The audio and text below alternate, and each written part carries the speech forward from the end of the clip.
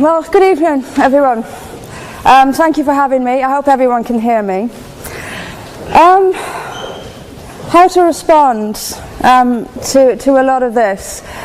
First of all, on the bar, you said you admitted yourself that the bar had been set quite high. I would suggest, though, that the burden of proof is on the proposer rather than on us. It quite clearly says Islam is a religion of peace. I suggest you prove it. We've also been told here tonight when we opened that this debate must take place in the real world. Well, absolutely, yes, it must. It must take place in the real world. And I will describe what Islam is doing in the real world. We can sit and we can debate theocracy day in, day out. We will never agree. We can debate, is there a God, isn't there a God, is the Quran real, isn't it? None of it actually matters. What matters is what happens in the real world, as my opponent quite rightly said. My side of the argument is regularly told that we've heard it again tonight, we were described somewhat as hate. We were told that we are demonizing Islam, whipping up fear of Islam. Not the first time I've been accused of this, probably won't be the last. But let me just say, and let's take this into the real world as we've been advised to do, let me tell you what actually whips up fears of Islam. We take it from the top: 9/11, the London Underground bombings, Madrid, Mumbai, Mali, Bali, northern Nigeria, Sudan, Afghanistan, Saudi Arabia, Iran, Yemen, Pakistan, death for apostasy, death for blasphemy, death for adultery, death for homosexuality, gender segregation, gender discrimination, unequal testimony between men and women in legal proceedings, child marriage, amputations, beheadings, imprisonment for being raped, anti-Semitism, burqas, execution, as I've said, for this, that and the other, the slaughter of Theo van Gogh on the streets of Amsterdam, death threats on the streets of London, butcher those who insult Islam, Muslim patrols in East London telling people they are entering Sharia control zones, polygamous marriages, marriage not requiring the consent of the bride. This is what causes fear of Islam. It is not me, it is not my colleagues on this side. Point of information on that point. If Islam and Muslims are responsible for the Muslim patrols, I'm not finished. I'm not. I mean, let me speak on. But the point is that it is not I or my fellow debaters on this side who are causing fear of Islam. It is the actions of Muslims that are causing fear of Islam. That is the real world. That is where we actually live. Then we'll be told that this is just the extreme fringe of Islam. Well, let me have a look at Saudi Arabia. Saudi Arabia, the birthplace of Islam, the custodian of its holy sites. In Saudi Arabia, a woman is not allowed to drive. She is not allowed to leave the house without a mahram. She is not allowed to vote, although they've been incredibly generous by allowing some votes in the next elections. This is apparently the extreme fringe of people are executed for blasphemy, executed for apostasy. In Saudi Arabia, the birthplace of Islam, we'll be told that's the extreme fringe of Islam. No, it is not. Calling Saudi Arabia the extreme fringe of Islam is like calling the Vatican the extreme fringe of Catholicism. Sorry, it just doesn't work. Then we'll be told that we've misunderstood. Violent Muslims have misunderstood. Saudi Arabia has misunderstood. Iran, which stones people to death for adultery, has misunderstood. Yemen, which marries children at the age of 9, has misunderstood. Has there ever been a more spectacularly misunderstood religion than Islam? It seems that these nations who apply it as their laws, nations which have the Quran as their constitution, innumerable nations, where there is no free speech, where there is no freedom of religion, they've all got it wrong. They've all got it wrong. It's quite a spectacularly misunderstood religion.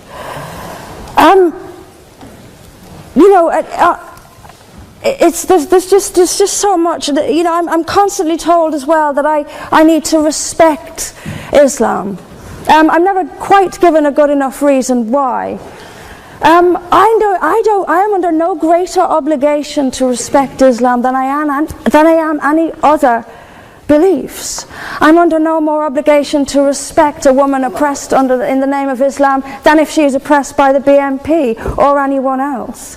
I am under no obligation to make compromises with an ideology I simply don't see as peaceful. Why don't I see it as peaceful? Because of the evidence. If I look around the world and I see the countries where Islam calls the shots, all I see is brutality and violence imposed by the state. We were told that peace is not just the absence of violence but the presence of justice. Absolutely. I do not see how in a nation where, as the only woman here, I have some particular issues with the way women are treated in Islamic states. Now you can argue that they've got it wrong. Tell them that, because they seem to think that's what it is. Yes, I mean, there's so much to say about it, but is there a peaceful Islam? Yes, there is. It's in the hearts of peaceful Muslims. Unfortunately, though, there's also a rather more objective Islam, and peaceful Muslims have to do some really rather creative interpretation, like the command to beat her. I've seen Muslim women. I didn't stand up for you. You're allowed to. Well, I didn't. So if you could just have a bit. I knew this would happen. I knew this would happen, by the way. I knew this would happen. What I'm saying is completely controversial and will be booed and shouted down, and I have no doubt my colleagues the same. I knew this would happen. You say anything negative, you'll get the boos. I'm actually going to leave it there. But I will finish just by saying this. There are hundreds of millions of peaceful Muslims. That is a fact. But that does not mean that Islam itself is peaceful. Peaceful Muslims interpret verses of the Quran so almost beyond recognition it's reinterpreted. Like the command to beat her. It's there in the Quran, and I've seen Muslim women try to dance around it. They put words in there that simply aren't there. That's what it says beat her. And in the countries where the Quran calls the shots, that is exactly what they do. This is not peace. This is not justice. Islam is not a religion of peace, as the evidence shows us. Thank you. Thank you very much, Mr. President. Ladies and gentlemen, good evening. Assalamu alaikum. Lovely to see you all here tonight. We are having a very entertaining night, are we not, with some very interesting things being said from the other side of the house tonight. Let me begin by saying, as a Muslim, as a representative of Islam, I would consider myself an ambassador for Islam, a believer in Islam, a follower of Islam and its Prophet. So in that capacity, let me begin by apologizing to Anne-Marie for the Bali bombings. I apologize for the role of my religion and me and my people, for the killing of Theo van Gogh, for 7/7. Yes, that was all of us. That was Islam, that was Muslims, that was the Quran. I mean, astonishing claims to make in the very first speech on a day like today, where the Conservative Prime Minister of the United Kingdom is having to come out and point out that these kind of views are anathema. And I believe you're trying to stand for the Labour Party to become an MP in Brighton. If you do, and you make these comments, I'm guessing you'll have the whip withdrawn from you, but then again, UKIP's on the rise, they'll take you, the BNP, they might have something to say about your views. This is what Mehdi Hassan always does. By the way, just on a factual point, since we heard a lot about the second speaker, about how backward we Muslims all are, on a factual point, you said that Islam was born in Saudi Arabia. Islam was born in 610 AD. Saudi Arabia was born in 1932 AD. So you were only 1,322 years off. Not bad? Not bad start there. Talking of maths, by the way, a man named Al-Khwarizmi was one of the greatest mathematicians of all time, a Muslim, worked in the golden age of Islam. He's the guy who came up with not just algebra, but algorithms. Without algorithms, you wouldn't have laptops. Without laptops, Daniel Johnson tonight wouldn't have been able to print out his speech in which he came to berate us Muslims for holding back the advance and intellectual achievements of the West, which all happened without any contribution from anyone else other than the Judeo-Christian people of Europe. In fact, Daniel David Levering, the author of the Pulitzer Prize-winning historian and author of The Golden Crucible, points out that there would be no Renaissance, there would be no Reformation in Europe without the role played by Ibn Sina and Ibn Rushd and some of the great Muslim theologians, philosophers, scientists in bringing Greek texts to Europe. As for this being our university, I will leave that to the imagination as to who is our and who is there. I studied here too. An astonishing set of speeches so far making this case tonight. A mixture of just cherry-picked quotes, facts and figures, self-serving, selective, a farrago of distortions, misrepresentations, misinterpretations, misquotations. Daniel talked about my article in the New Statesman, which got me a lot of flack, where I talked about the anti-Semitism that is prevalent in some parts of the Muslim community, which indeed it is. Of course, I didn't say in that piece that it was caused by the religion of Islam. In fact, modern anti-Semitism in the Middle East was imported from, finish the sentence, Christian, Judeo-Christian Europe, where I believe some certainly bad things happened to the Jewish people. In fact, Tom Friedman, Jewish-American columnist in the New York Times, told me in this very chamber last week that he believed, had Muslims been running Europe in the 1940s, 6 million extra Jews would still be alive today. So I'm not going to take lessons in anti-Semitism from someone who's here to defend the Judeo-Christian values of a continent that murdered 6 million Jews.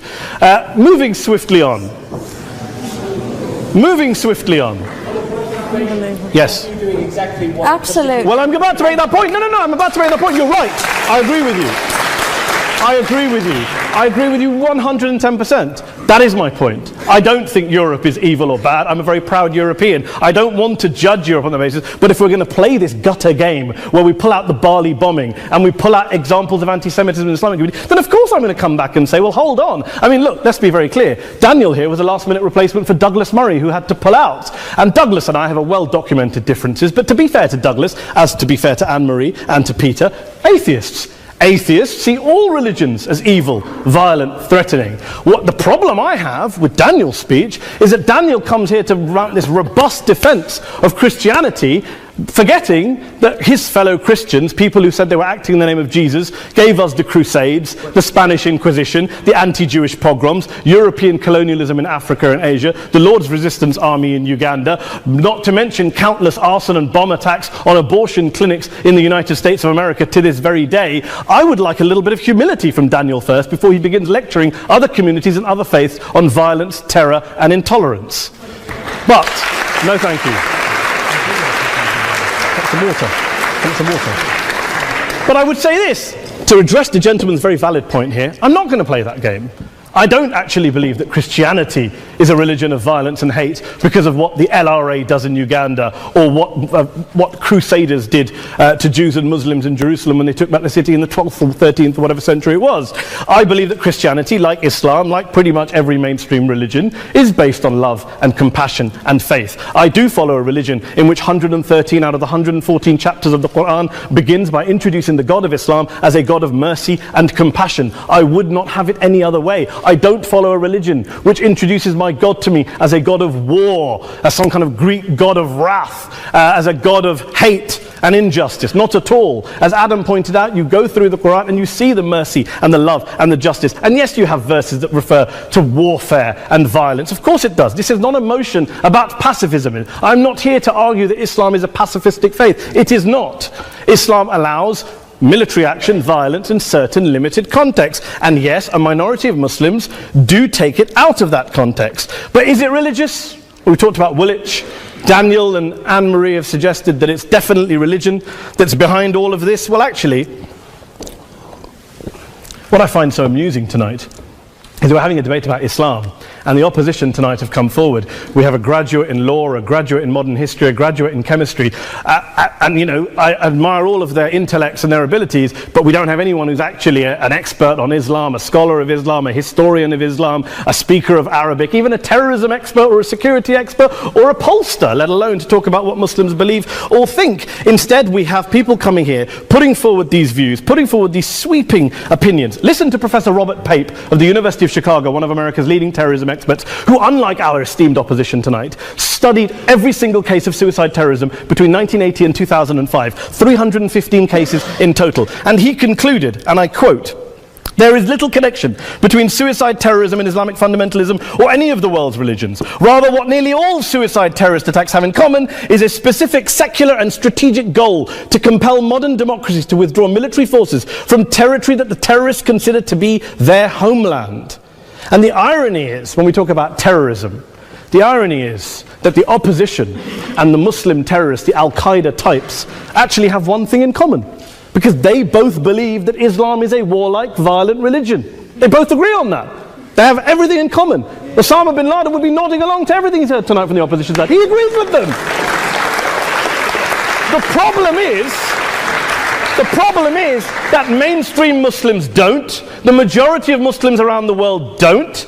In fact, a gentleman here started quoting all sorts of polls. Gallup carried out the biggest poll of Muslims around the world, of 50,000 Muslims in 35 countries. 93% of Muslims rejected 9/11 and suicide attacks. And of the 7% who didn't, they all, when polled and focus grouped, cited political reasons for their support for violence, not religious reasons. And as for Islamic scholars and what they say, well, Daniel talks about our University of Oxford. We'll go down to Oxford's Centre for Islamic Studies, get hold of a man named Sheikh Afifi al-Akiti, who is a massively well-credentialed and well-respected Islamic scholar, who has studied across the world, who in the days after 7/7 published a fatwa denouncing terrorism in the name of Islam, calling for the protection of all non-combatants at all times, and describing suicide bombings as an innovation with no basis in Islamic law. Go and listen to Sheikh Tahir al-Qadri, one of Pakistan's most famous Islamic scholars, who published a 600-page fatwa condemning the killing of all innocents and all suicide bombings unconditionally without any ifs or buts.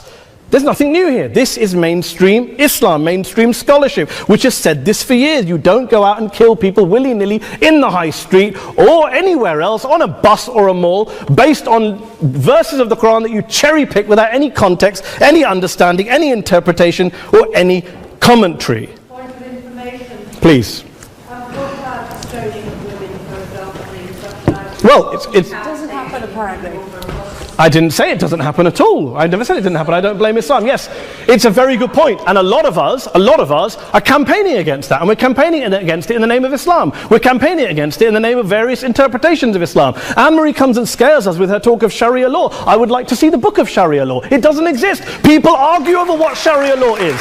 And you empower the extremists by saying there is only one version. You empower them all. I don't believe you took any interruptions, Anne-Marie, so I think you should stay there for a moment. Several countries. Here's what we're dealing with. Here's what we're dealing with.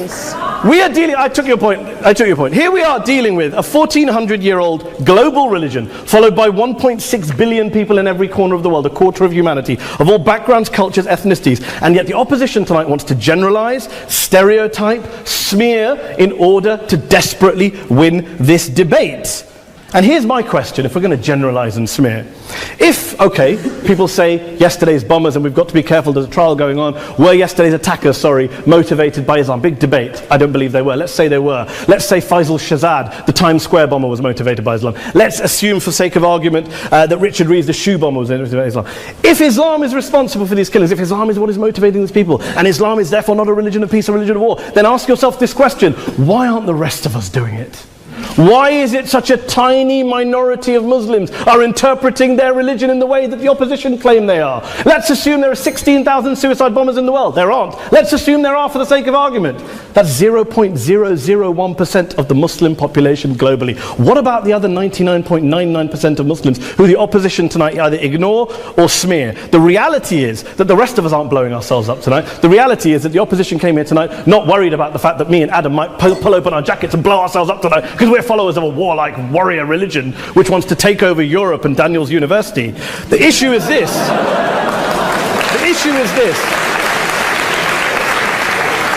Unless the opposition can tell us tonight, and Peter Atkins is here, one of our great atheist intellectuals, can tell us tonight, they can answer this question tonight: why don't the vast majority of Muslims around the world behave as violently and aggressively as a tiny minority of politically motivated extremists? Then they might as well give up and stop pretending they have anything relevant to say about Islam or Muslims as a whole. Ladies and gentlemen, let me just say this to you. Think about what the opposite of this motion is. If you vote no tonight, think about what you're saying the opposite motion is. That Islam isn't a religion of peace, it's a religion of war, of violence, of terror, of aggression. That the people who follow Islam, me, my wife, my retired parents, my 6-year-old child, that 1.8 million of your fellow British residents and citizens, that 1.6 billion people across the world, your fellow human beings, are all followers, promoters, believers in a religion of violence. Do you really think that? Do you really believe that to be the case? They say that in the Oxford Union, the most famous debate was in 1933 when Adolf Hitler looked out for the result of the King and Country motion, where they voted against fighting for King and Country, and Hitler was listening out for the result. Well, tonight, 80 years on, there are two groups of people around the world who I would argue are waiting for the result of tonight's vote. There are the millions of peaceful, non-violent, law-abiding Muslims both in the UK, Europe, Asia, Africa and beyond, who see Islam as the source of their identity, as a source of spiritual fulfillment, of hope, of solace. And there are the phobes, the haters, the bigots out there who want to push the clash of civilizations, who want to divide all of us into them and us and ours and their. Ladies and gentlemen, I urge you all not to fuel the arguments of the phobes and bigots. Don't legitimize their divisions. Don't legitimize their hate. Trust those Muslims who you know, who you've met, who you hear, who don't believe in violence, who do want you to hear the peaceful message of the Quran as they believe it to be taught to the majority of Muslims. The Islam of peace and compassion and mercy. The Islam of the Quran, not of Al-Qaeda. Ladies and gentlemen, I beg to propose this motion to the House. I urge you to vote yes tonight. Thank you very much for your time.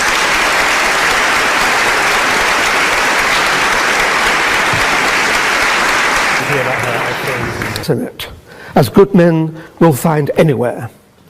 But we, through examples of the behavior that Islam inspires and often condones, and by seeking to show that Islam has an intrinsic fault, long for Islam 2.0. Islam 2.0, Islam's enlightenment, will have an emphasis on humanity, subtlety, harmony, and reason, and be virtuous. On that point, this evening, though, you are judging Islam 1.0, not Islam 2.0. By opposing the motion, you will be encouraging the emergence of what most of humanity really longs for, but for which does not yet exist. Please, for the sake of humanity, oppose.